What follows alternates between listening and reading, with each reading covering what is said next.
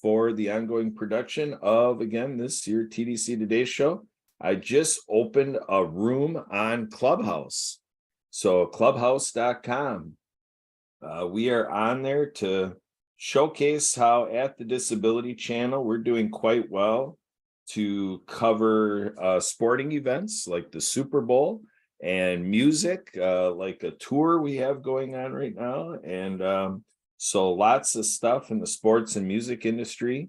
And we are all about showcasing abilities, television, by and with people with disabilities and veterans. And then we're also a little bit of like a TDC news outlet. So we want to showcase all of the happenings out there. So I don't know if it's a news, weather, and sports format. I don't know how much we're going to have little slices in of weather consideration, but we're going to be considering it all.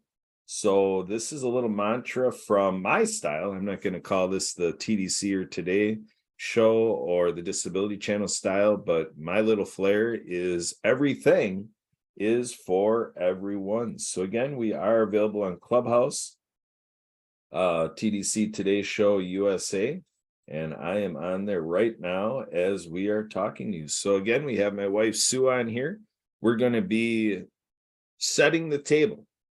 We are going to be providing you a good introduction of ourselves and who Jay Stoyan is, founder of the Disability Channel, kind of where you might see his motivation to have us be a team to create this, your TDC Today Show USA, and everything we do to showcase abilities and to be a part of this wonderful platform of television by and with people with disabilities and veterans. On the veterans side, we showcase Project Die Hard. Please check it out at projectdiehard.org. You are seeing there where we're teaming up with a veterans service organization nonprofit for a forward operating base, Rush out of Makanda, Illinois. And it is positioned to become an ongoing stay facility for veterans and their families. And so with that, we for sure are going to be intersecting with that population of injured, wounded veterans. Now, injured, wounded veterans has a special place in the work that Sue and myself and our daughter, and so on that family front, and with our second family, or I might say one of our second families, because basically all of these great allegiant groups and communities that we feel we're connecting to for as far into our life as we can see, lifelong membership type commitment, we basically call it a second family. So we might say that about this here at the Disability Channel, because it is, excellent how we have this platform through the inspirations of Jay Stoyan. So can't say enough about the day that I called up Jay and I said, hey, Jay, I found the Disability Channel on LinkedIn.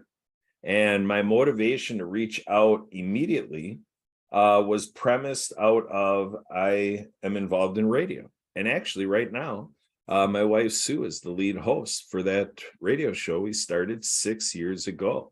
And Jay and the Disability Channel here has participated in this radio show.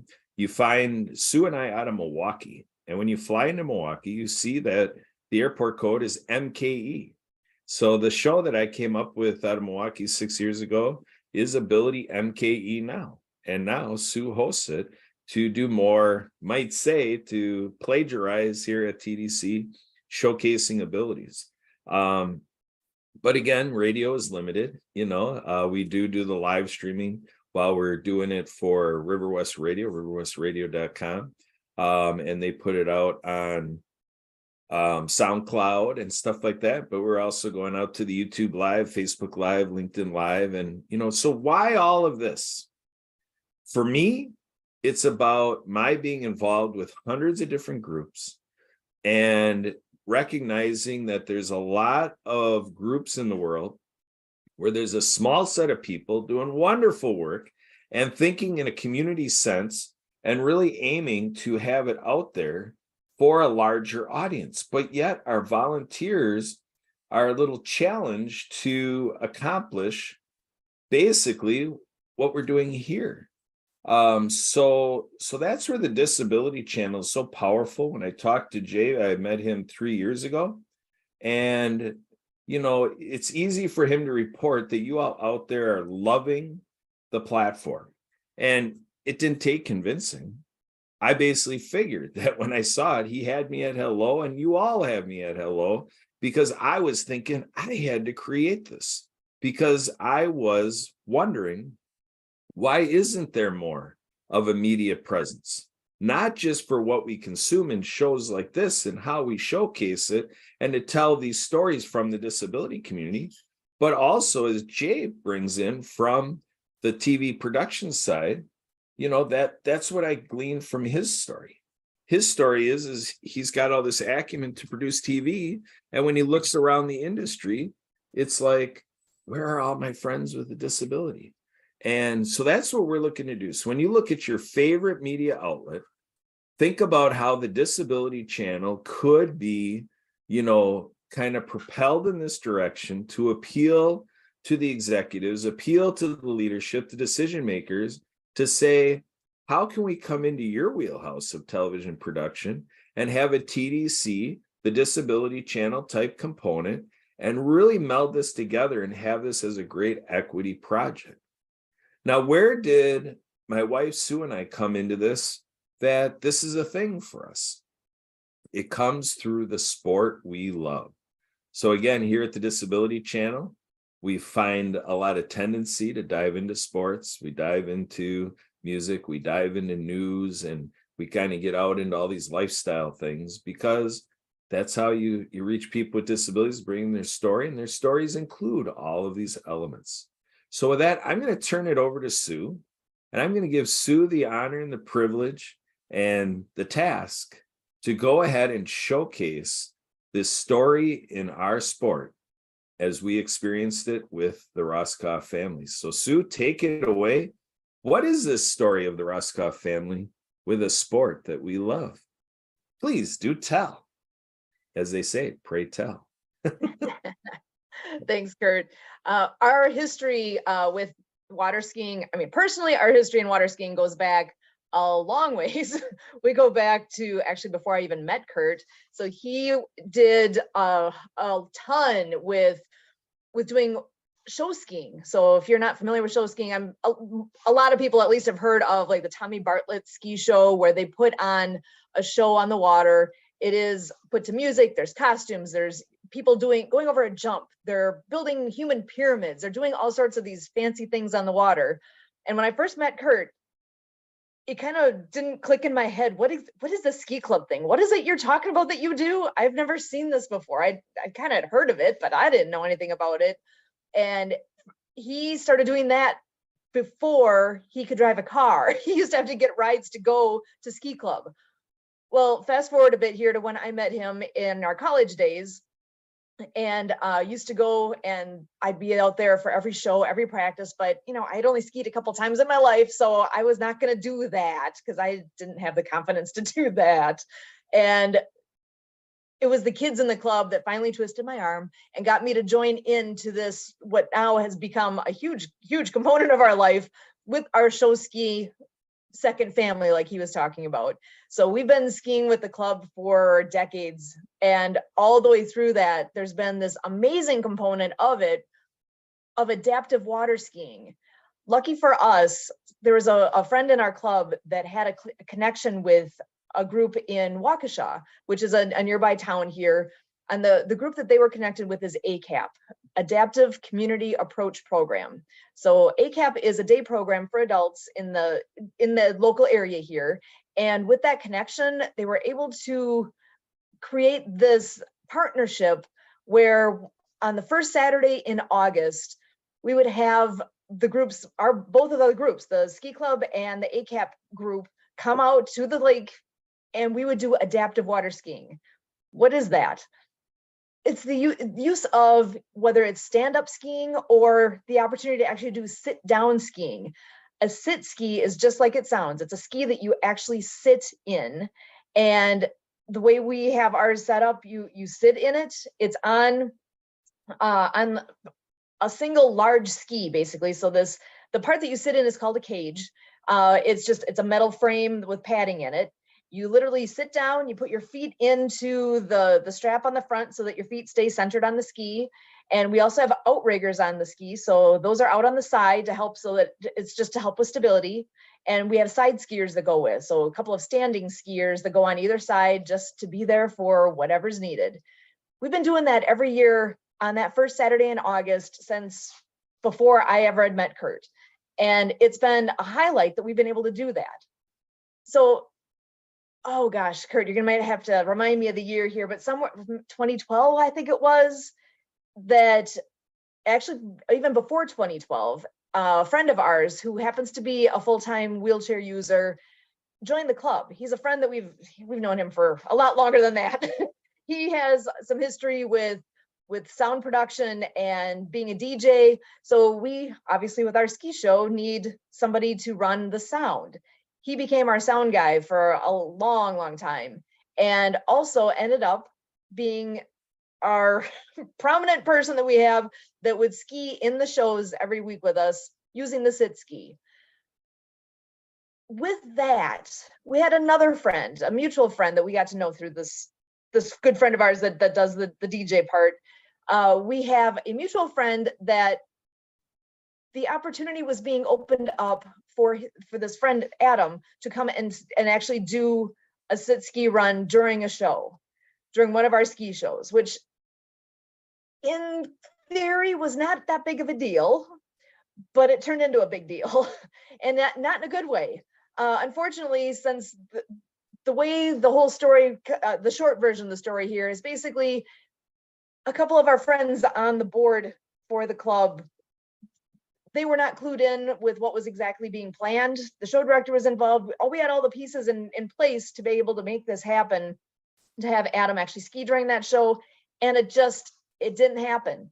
And it was kind of an odd scenario that night. It was something where oh gosh, there was even a comment made along the way of, well, if we let him ski, we'll have to let everyone ski. And we're like, what? There's a problem here. Where's the problem? There's a fear factor. It was the fear of the unknown. They didn't understand what was happening, and that this is something we can do. This is not a big deal, but it is a big deal. Having this gentleman come and ski with us on that one night would have been a huge thing. And it ended up being a huge thing in the wrong way. He ended up not skiing that night, and they didn't even come and talk to him directly. I ended up being the one to come and fill him in. I mean, he was there with the ski trunks, with his towel, he was ready to go in the water, and he didn't get in the water that night. That night, Kurt has told the story a bazillion times here that he didn't sleep well that night. This bothered him to the extent that the next morning we had a family meeting of, what does this mean? What are we going to do about this? What can we do? Because we have the privilege of being able to do this sport a couple times a week, and it's, really no big deal. It's kind of an automatic. It's what we do. But a friend of ours who happens to be a wheelchair user did not get that same experience. So as the story goes, again, fast forward a bit here, Kurt ends up on the phone with, the guy who is the president at the time of the Wisconsin Water Ski Federation. And one thing led to the next thing, and Kurt ended up being the first director of what was called then the disabled division for the Water Ski Federation. So he spent 2 years in that role of being the director. So what did that mean? That meant we went from understanding, getting our mitts around what exactly was happening across the state. Who was able to do adaptive water skiing? What are the outlets? And there was, I think, maybe 5 different places across the state that actually was putting on that activity and making that available. As you go straight forward here into what all happened throughout that upcoming year, there are a lot of things. I actually even have a document that has like the journey of what happened from October of 2013. Actually, so I got to correct myself. I said 2012. 2013 is when that all happened. So from that fall, when we started this entire journey forward of what ended up unfolding. In the summer of 2014, it became an amazing experience where we were at the state water ski tournament. And for those that aren't familiar with the whole water ski community, Wisconsin's a weird thing. We're the Midwest here. We're in the middle of winter right now. We have a solid 4 seasons each year.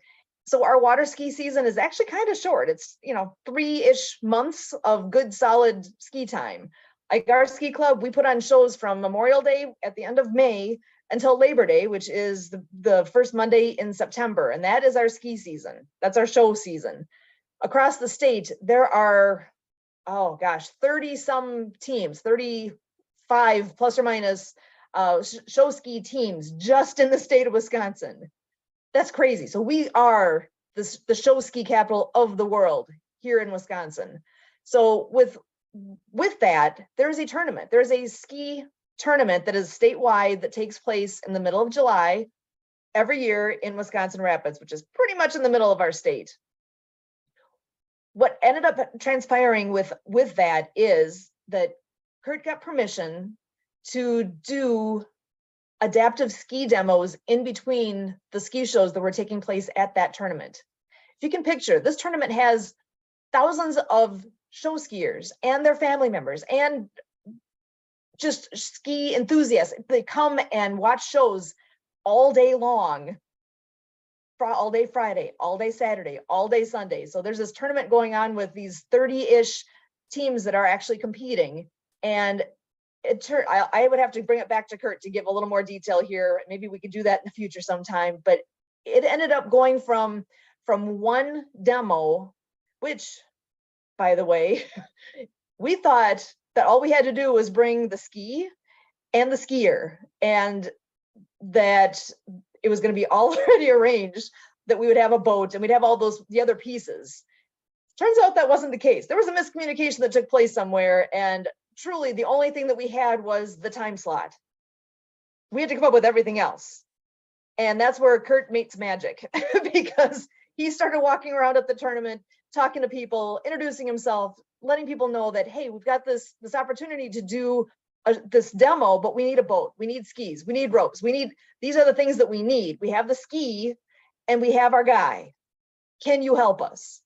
And it is that, and that's where my heart just absolutely explodes here with pride and with gratefulness and all those things, that it ended up being awesome that first demo took place. Everybody in attendance there was on their feet cheering, and just absolutely the loudest cheering that took place that entire weekend was for this adaptive ski demo. This is obviously dear to the hearts of everybody that was in attendance there. For the most part, everybody there is skiers, or at least they're there because they can appreciate the sport, they understand the sport. And to see somebody out there on the water who's a wheelchair user and getting the exact same experience to go skiing through that show course was absolutely massive. It was so well received. When it was all said and done, we were having more, Kurt was having more people that he had talked to come back to him and say, hey, do you still need help with doing a demo? We'd love to help. Before the whole weekend was done, it went from we're doing one demo to we ended up doing 4 demos over the course of that weekend. And that spurred forward into the number of clubs and number of opportunities now across the entire state of Wisconsin. There's close to 30 different opportunities across our state that are now trained and have equipment and have the knowledge to be able to share the sport that we love with those that are not, they probably never thought that would be an opportunity that they could even consider. So that's kind of our background. That's where we come from when we really started diving into what does it mean to be part of a disability community, or this whole thing of what does that even mean? Having ability or having a disability, and the whole topic that really most people don't even really think about it. We're actually now in the last decade, this has been a big piece of our life of kind of unraveling that a bit. And I don't want to necessarily say waking people up to it, but kind of is, to just have the thoughts in front of them that they had no other reason for why those thoughts are even coming to them. Because until you experience it yourself, and until that hits home somehow, it's not going to be having any relevance or having any meaning. So actually, I think I'm going to bring Kurt back in here if you want to add anything more to that story as far as what our background is and how we started on this journey. That's where we started. There's a whole lot that's happened in the last decade to bring us to where we are today here. So Kurt, if you want to come on back in here and just share some thoughts here on this yourself. Well, really, it brings us to, one shining example about how there can be a barrier, and that you're hearing how Sue, our daughter, and myself became a family that entered into the business of barrier demolition. So it takes this boldness to figure out how to work with a group you're with and to see a way to include, to make something accessible, and to accommodate for inclusion of people with disabilities. And again, here at the Disability Channel, we're also about our veterans. So with this shining example, that there is more to be said, but at this point, I just want to leave it at that, because we are just here to just open up the doors, have a little open house, have a little ribbon cutting, for this series of shows that we're starting up here, to include a music tour and to, bring in other splices, whether it's from the sports world, maybe other places around the music industry, maybe more things about news. And Sue and I are co-hosts at the Happy Neighborhood Project with Emily Gomer here in our production team. And so there's definitely more to be had. And so we encourage you to make this the beginnings of you tuning into the Disability Channel more, TDC Today Show USA, and all of the TDC Today shows and everything going on here at the Disability Channel. So with that, I'm going to go ahead and sign off on behalf of our team here, Sue Roskoff, Emily Gomer, and myself, Kurt Roskoff. Looking forward to having you next time on this, your TDC Today Show USA.